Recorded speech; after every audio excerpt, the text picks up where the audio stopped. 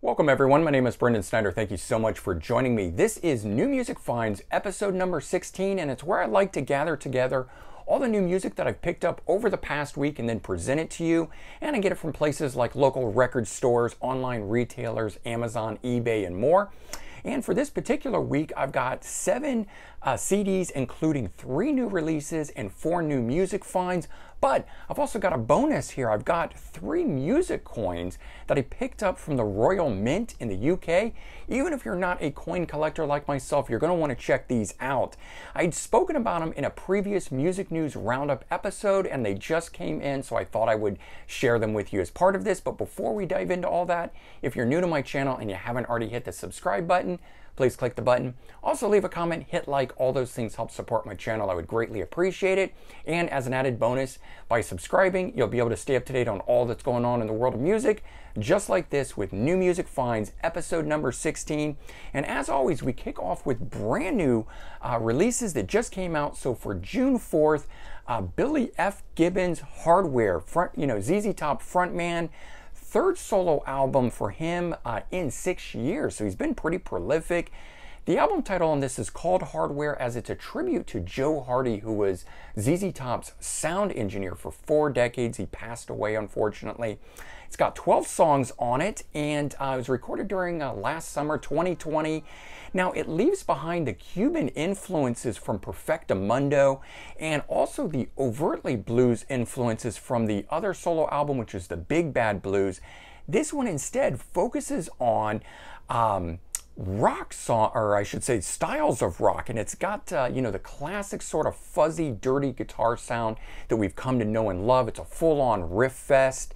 This album here rocks more than the previous 2, and I believe it's the closest to his day job being in ZZ Top. And for me, I hear a bit of DeGuello mixed into this one here, so definitely worth checking out. I've done a separate review for it, and I'll leave a link in the description below in case you want to check out the entirety of that. Next up, we've got 80s rockers Crowded House, Dreamers Are Waiting, also came out on June 4th.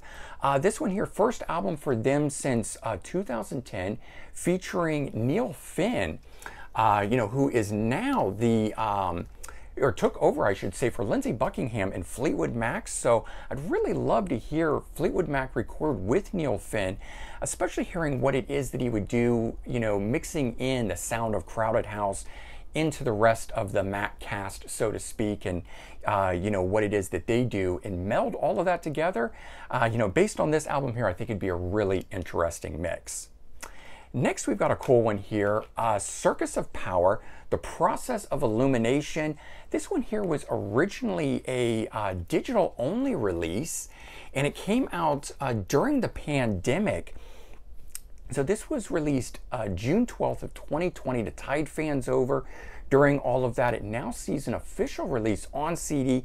Came out on May 6th, but I only just got my copy, so that's why you're seeing it during this week.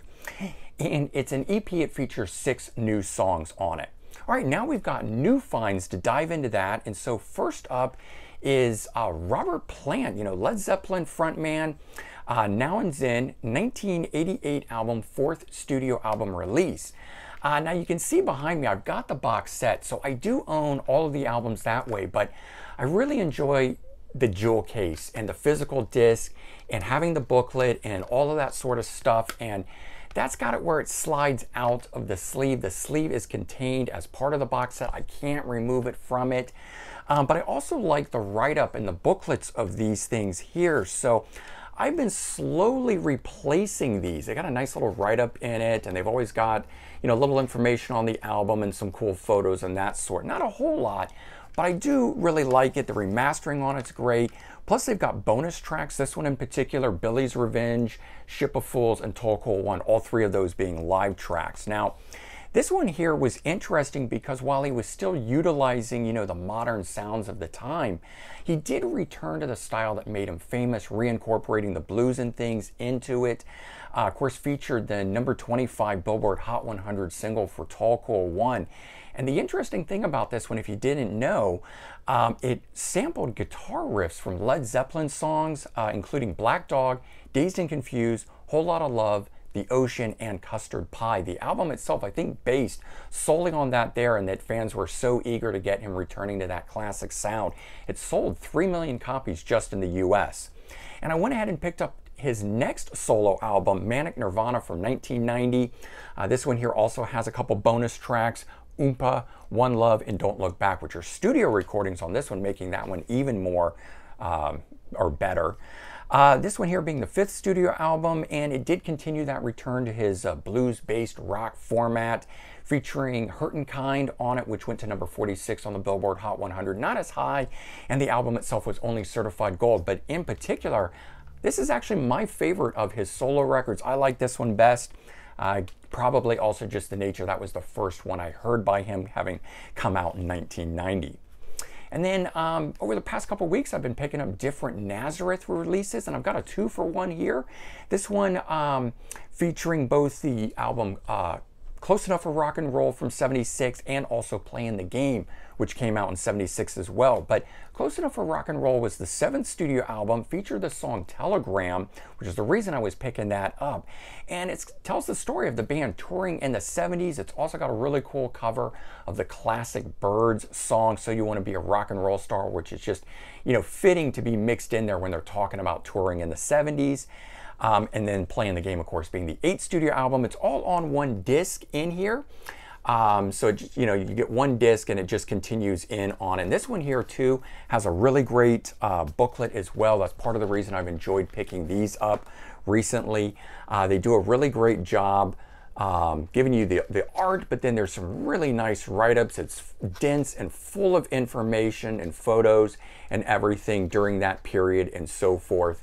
So very nice to be getting a hold of these. These are harder and harder to come by. This one here in particular, I've wanted for a while, hadn't been available. A lot of you guys ask, you know, how do I find these things or whatever? And it's like, I just put them in my wish list and I wait. And I check it every so often. This one popped up in there. Somebody's selling it brand new. So I went ahead and ordered it and got it. All right, and the last of the CD's new finds was this, Some Kind of Wonderful, the movie soundtrack from 1987. It's the John Hughes film. Nothing really additional on the inside there. But it features some really cool alt-rockers, songs from Flesh for Lulu, the Jesus and Mary Chain, also the Mars Violets. Very cool movie to boot as well. It was something I watched the movie. I remember watching this from back in the day, and I just thought, you know, that soundtrack is really great. So I went ahead and picked it up, and just, you know, good stuff on there. But what I want to show you guys now are these cool music coins that I picked up from the Royal Mint. And we're going to start with the first one, the one that I was telling everyone about recently, the Who. I'll try to get this in there close enough. You can see it. Hopefully the reflection doesn't kill it for you, but you can see the guitar on here, and that it's set up like a pinball game, and then the big pinball with the Who on it like that, kind of cool. And of course it's got the Queen on the other side. But I like these holders that it comes in with a lot of great information on it like that. So it goes through the history. I'll go through that a little closer for you guys in case you're interested, and so forth. So this was the one I was telling you guys about recently that just got released. But then I went on, you know, the site, and I found out they had other artists like David Bowie. So this one was cool here. Let me get this one open. There you go. Let's see if you get the coin. This one does not have the color, but if you can see the image of the coin there. But then it does, of course, have that really great write-up in there. And so these things here, each of the coins are 5 pounds. They translated, I think, to sales of about $18 a piece, give or take, $20 a piece maybe. And then one for Queen, this one having a slipcase. I chose the one that's for Hot Space. And then if I pull this out and remove it from the slipcase, you get this. And if we can see the coin there a little bit better. Again, I know the light on it is probably a little difficult. Reflectivity. So this one also comes with a poster. I'll open that in just a minute. But look at the art on this. And as you saw, it also has, you know, the history along with Adam Lambert on it. So it's not just stopping at, say, the Hot Space period on this. And it's got information on the coin designer and that sort of stuff as well. And as I mentioned, you know, it does come with a poster, which is pretty cool. Sort of like an album, you know, with centerfold and art and everything in it. You know, it's got all the albums and things like that. And then this side has the hot space. And you can choose the one that you want. So this one, I chose that, but there's other album covers and slipcases and things of that nature that you can get with it. But there you go. I hope you guys enjoyed that. That's New Music Finds episode number 16. And this one here having that added special bonus of the memorabilia with the coins included in it. I, from time to time, like to pick those kind of things up. So I fleshed out my collection with more than just music, also the memorabilia and other stuff. Anyway, I hope you guys enjoyed it. And if you did, please remember to comment, like, and subscribe. And if you know you stuck around this long in it, maybe you really enjoyed the video, hopefully you did, please share it out on social media. I would also really appreciate that as well. All right, take care, everyone. Have a great day, and I'll talk to you all real soon. Bye, everyone.